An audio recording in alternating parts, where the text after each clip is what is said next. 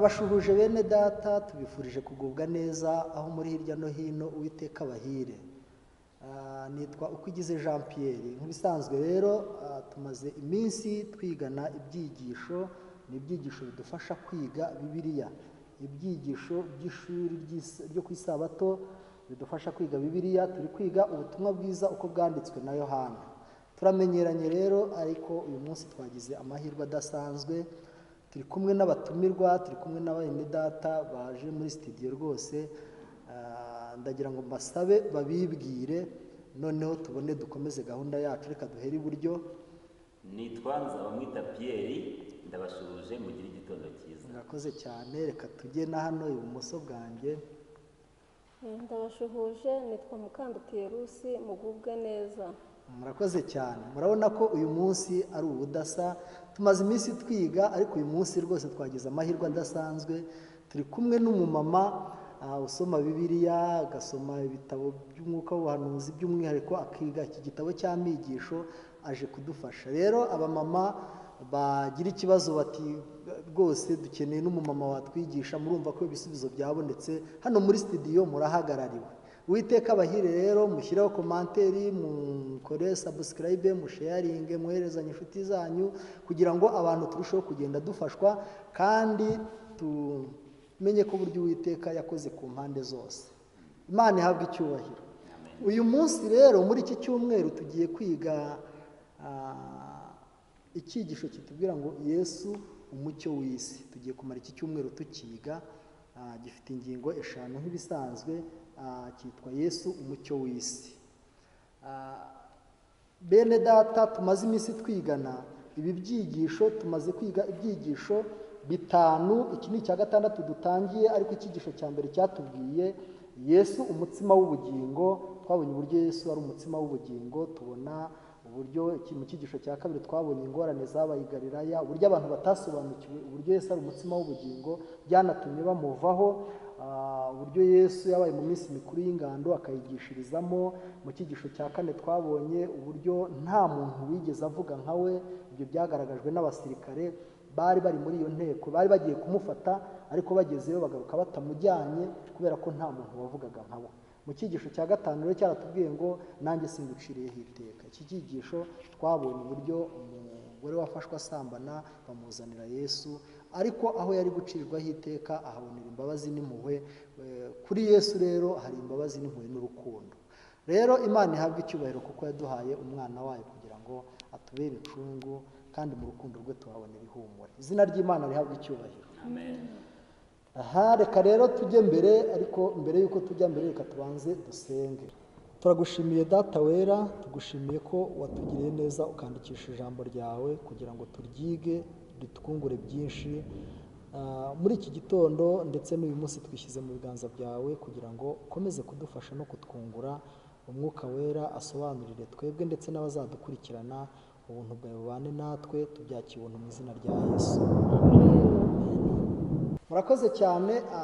Nk'uko natangiye mbabwira, iki cyigisho kiratubwira ngo Yesu umucyo w'isi.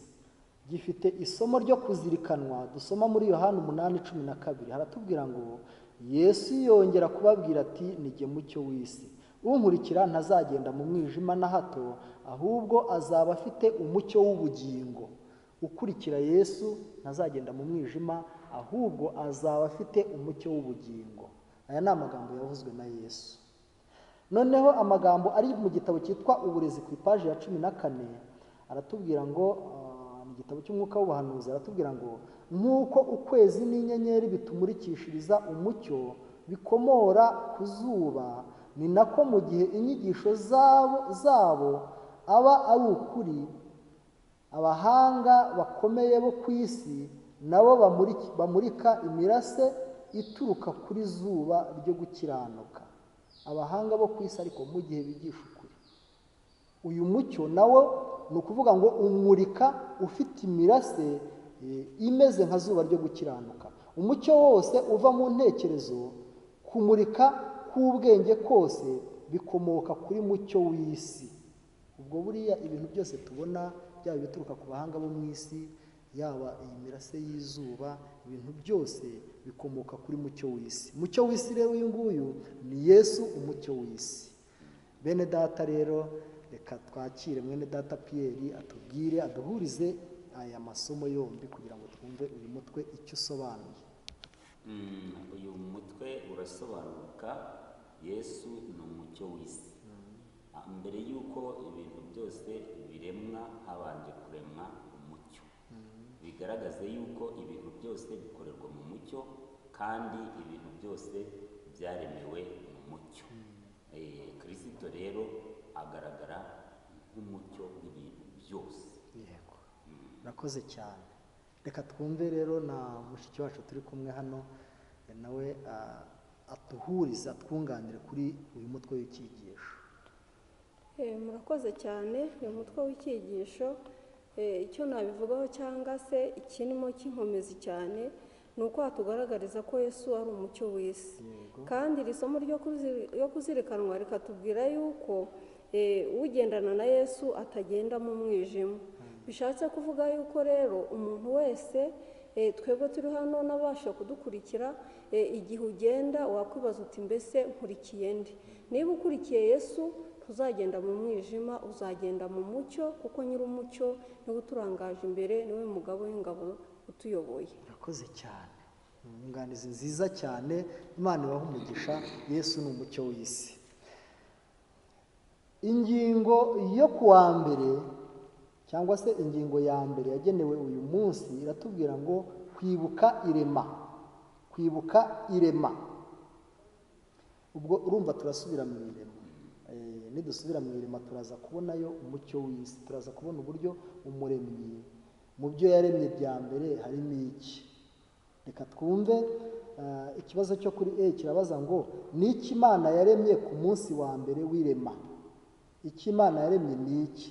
Reka dusabe mwene data Pierre adusomere mu Itangiriro igice cya mbere umurongo wa 3 ageze ku wa 5, twumve ikintu cya mbere Imana yaremye. Itangiriro igice cya mbere umurongo wa 3, Imana iravuga iti habeho umucyo, umucyo ubaho. Imana ibona umucyo ko ari mwiza, Imana itandukanya umucyo n'umwijima. Imana yita umucyo amanywa, umwijima iwita ijoro, buragoroba buracya, uwo ni umunsi wa mbere. Urakoze cyane, Imana iguhe umugisha. Ubwo twumvise ko ikintu cya mbere Imana yaremye ngo ari iki. Reka dusabe mama twicaranye hano rwose atuganirize, atubwiye ko yitwa Mukandutiye Rusi. Rusi dufashe. Ubwo tubonye ko ikintu cya mbere Imana yaremye ari iki?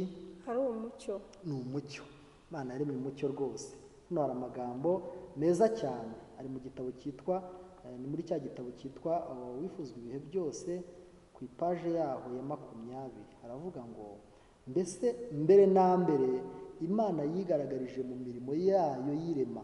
Kristo niwe washyizeho ijuru kandi ashinga n'imfatiro z'isi. Niwe wujuje isi uburanga n'ikirere, amajwi y'indirimbo, kandi ku biri mu isi byose, mu kirere no mu bicu, yanditsemo ubutumwa bw'urukundo rwa Data wa twese. Pierre, urumva mbere na mbere Imana yaremye umucyo. Ariko dukurikije uko dusomye amagambo, ubwo iyo Mana yaremye uwo mucyo ni iyihe? Mbere na mbere Imana yigaragarije mu mirimo yose. Imana yaremaga rero ni Yesu.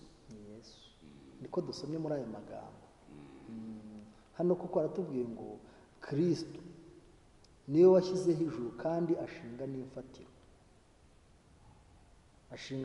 Noneho ngo niwe wujuje isi uburanga n'ikirere, amajwi y'indirimbo, kandi ku biri mu isi byose, mu kirere no mu bicu, yanditsemo ubutumwa bw'urukundo.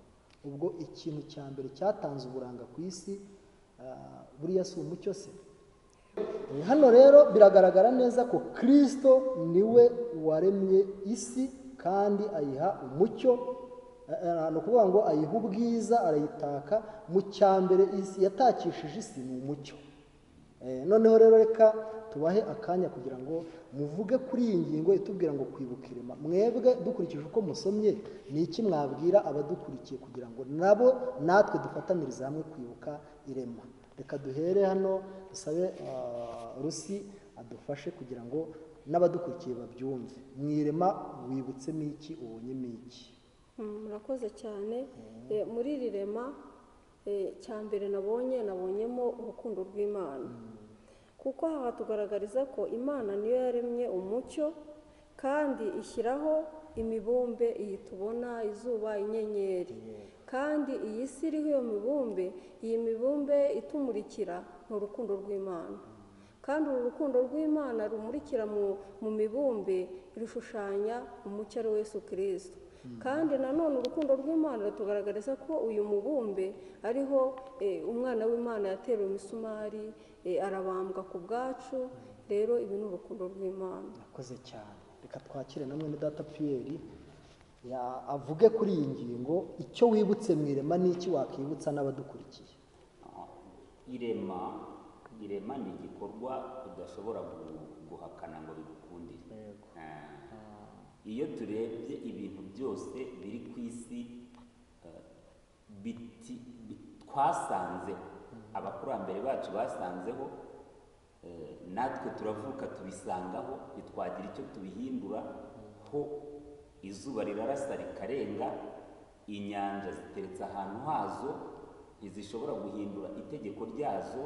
Ibyo byose, inyenyeri mu kirere, ibyo byose ni ibitwereka yuko bifite umuremyi wabiremye. Icyo rero nicyo kimenyetso gikomeye cyane gituma twibuka ko Imana ari umuremyi. Murakoze cyane. Murakoze, Imana ibahe umugisha. Reka twibutse abadukurikiye ko mu irema hari imbaraga, hari Imana mu butatu, hari imbaraga eshatu. Hari Imana Data n'Umwana n'Umwuka Wera. Kuko mbere na mbere mu mirongo ya mbere bavuga ngo umwuka w'Imana agendaga hejuru y'umuhengeri. Umwuka w'Imana rero yari kumwe na Yesu ndetse na se barema. Icyo twakwibutsa abadukurikiye kandi natwe ubwacu tugomba kwibuka ni uko ibyo tubona byose, ibiduha ubuzima, izuba ricana imyaka ikera, burya izuba ritari imyaka ntiyakera. Imvura iragwa, izuba rikava bikeza imyaka.